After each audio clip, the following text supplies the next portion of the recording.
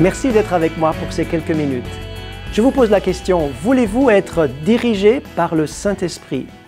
Je trouve une réponse intéressante et utile pour nous dans la parole de Dieu, dans Romains chapitre 8, verset 14. Tous ceux qui sont conduits par l'Esprit de Dieu sont fils de Dieu. Un texte magnifique qui me donne tout d'abord de dire ceci. Depuis presque 40 ans, j'aime marcher avec mon Dieu. J'aime être avec lui. J'aime être dirigé par le Saint-Esprit. Et c'est une vie d'apprentissage. C'est une vie où on apprend toujours. C'est une vie qui a aussi ses exigences, car il faut parfois patienter. Il faut réapprendre, même après de nombreuses années, à écouter, à choisir entre son désir, sa volonté personnelle et la volonté de Dieu. C'est aussi être d'accord de croire et de marcher parfois sans comprendre, de marcher sans voir, sans ressentir, marcher dans l'obéissance et surtout marcher dans cette base qui est l'alliance. Tous ceux qui sont conduits par l'Esprit de Dieu sont fils de Dieu. Ça veut dire nous sommes dans une alliance avec le Père qui nous aime et qui nous conduit vers la croissance, vers la maturité et au travers de son éducation. Et nous avons part à cette éducation. C'est un parcours magnifique, mais comme je l'ai dit, également exigeant. Mais prenons les choses au début. Et je vous pose encore une fois une question. Avez-vous reçu Christ dans votre vie? En avez-vous fait votre Sauveur et votre Seigneur personnel? Avez-vous reçu, accepté le salut par la foi? Alors, vous lui appartenez. Vous êtes à lui, vous êtes dans l'alliance avec lui, vous lui appartenez. Et à ce moment-là, il est dit, toujours dans Romains chapitre 8, un peu plus loin, verset 16, que l'Esprit de Dieu témoigne à notre esprit que nous sommes enfants de Dieu. Nous avons ce témoignage que nous sommes à lui, que nous sommes son enfant, que nous sommes devenus l'habitation de Dieu en esprit. Et même notre avenir est pris en compte complètement. Toujours dans Romains, il est dit, chapitre 8, toujours, « Si l'esprit de celui qui a ressuscité Christ d'entre les morts habite en vous, celui qui a ressuscité Christ d'entre les morts rendra aussi la vie à vos corps mortels. » Nous avons une espérance dans la rédemption pour notre corps, notre âme et notre esprit. Notre vie éternelle est garantie par le sacrifice extraordinaire et unique de Jésus-Christ pour chacun de nous. Ceci est vraiment, je dirais, le résumé de l'Évangile en quelques mots. Et vous trouvez tout cela, bien sûr, dans la parole de Dieu et dans les évangiles et dans les lettres de Paul en particulier. L'Esprit de Dieu met en nous, avant toute chose, un grand désir de le connaître. Nous avons besoin de le connaître et nous aimons le connaître. L'apôtre Paul va dire que c'est vraiment l'excellence. L'excellence, c'est connaître Dieu. Pour lui, le but, c'est de le connaître. Il en parle dans Philippiens chapitre 3. Quelle valeur donnons-nous à la présence de Dieu? Quelle valeur donnons-nous à l'intimité avec lui? Permettez-moi de faire un constat aujourd'hui.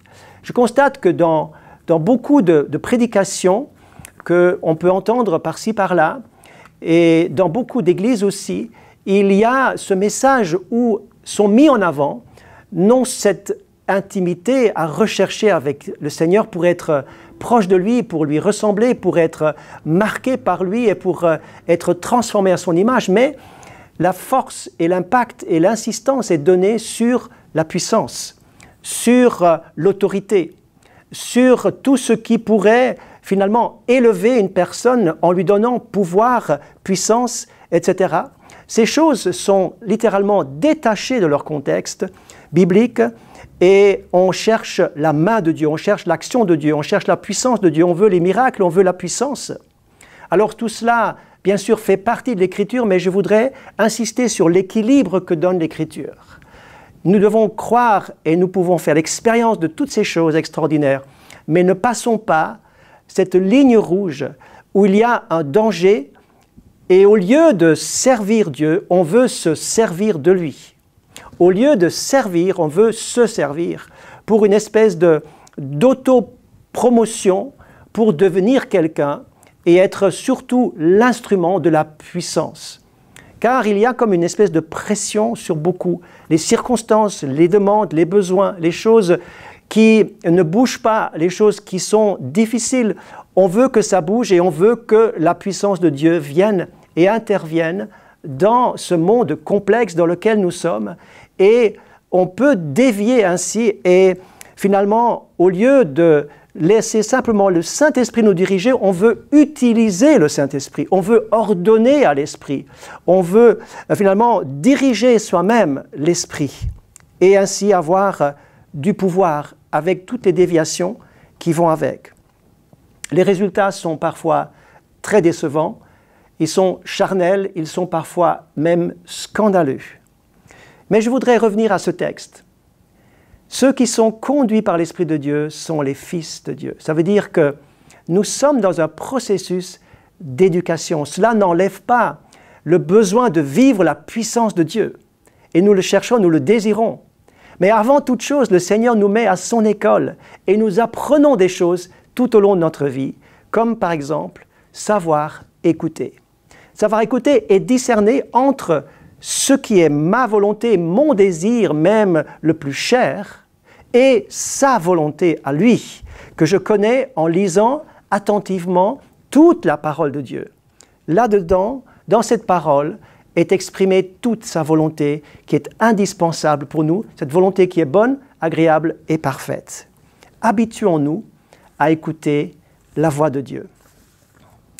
Je pourrais vous donner quelques exemples. Entre autres, nous avions reçu avec mon épouse cette parole « Voici le chemin, marchez-y ». Vous entendrez derrière vous une voix qui dira « Voici le chemin, marchez-y ». Cette parole est tirée du prophète Ésaïe au chapitre 30. Et nous avions, dans un moment de notre vie, besoin de connaître ce chemin. Et comme cette voix venait derrière pour nous montrer le chemin, nous avions plusieurs possibilités pour servir dans un endroit spécifique. Puis est arrivé, mais nous n'avons pas accepté, nous avons attendu. Et est arrivé plus tard, un moment, une invitation pour aller ailleurs. Et nous avons compris que c'était là que Dieu nous voulait. Savoir écouter la voix de Dieu. Je me souviens d'un autre épisode de notre vie où, lorsque nous sommes revenus de vacances, nous avons décroché le répondeur automatique du téléphone et nous avons entendu quelqu'un qui nous n'avions pas du tout l'habitude d'entendre, une personne que nous ne connaissions pas, qui nous invitait à la rappeler. À ce moment-là même, le Seigneur a parlé à mon épouse pour lui montrer que c'était le moment pour nous, qu'un grand changement allait intervenir. Et c'est effectivement ce qui allait se passer dans la suite des événements. Je ne vous raconte pas toute l'histoire. Vous pouvez m'appeler si vous voulez connaître les détails. Par curiosité, je vous la livre volontiers. Mais savoir écouter et attendre le moment voulu, cela est important. Donc être d'accord d'écouter et d'obéir. D'obéir, il y aura tellement de choses à dire où les apôtres même avaient l'habitude d'entendre la voix de Dieu, mais ils ont dû apprendre à obéir au Seigneur pour réussir leur mandat dans le service de Dieu. Ensuite, être conduit par l'Esprit de Dieu. Être conduit par l'Esprit de Dieu en tant que fils pour être vraiment ses fils et ses filles du Père, nous devons accepter que l'Esprit de Dieu confronte en nous ce qui ne va pas, ce qui ne plaît pas à Dieu, ce qui n'est pas juste, ce qui est charnel, dans nos fonctionnements mauvais parfois. Nous avons besoin de nous repentir et de changer, d'être transformés à son image et l'Esprit de Dieu va mettre le doigt là-dessus. Est-ce que nous serons d'accord? D'accord de nous laisser toucher et transformer à son image. C'est ça, être conduit par le Saint-Esprit. Se laisser entreprendre par le Seigneur pour être transformés dans notre personne afin que nous soyons des personnes qui plaisent au Seigneur. Et puis, bien sûr, il faut le suivre. Il faut le suivre par amour. Et c'est le mot de la conclusion. Suivre Jésus par amour, non pas par obligation, mais le suivre en tant que fils attaché au Père, aimant le Père. Et nous voulons le suivre par amour dans cette alliance filiale avec le Père. Voulez-vous vivre cela? Laissez-vous conduire par le Saint-Esprit. Invitez l'Esprit de Dieu maintenant dans votre vie et donnez-lui carte blanche. Laissez-le libre d'agir et d'intervenir, de vous montrer les choses. Soyez patient, soyez persévérant, soyez obéissant et donnez votre vie totalement au Seigneur. Vous ne serez jamais déçus. Ce sera une aventure extraordinaire, mais aussi exigeante. Que Dieu vous bénisse et à très bientôt.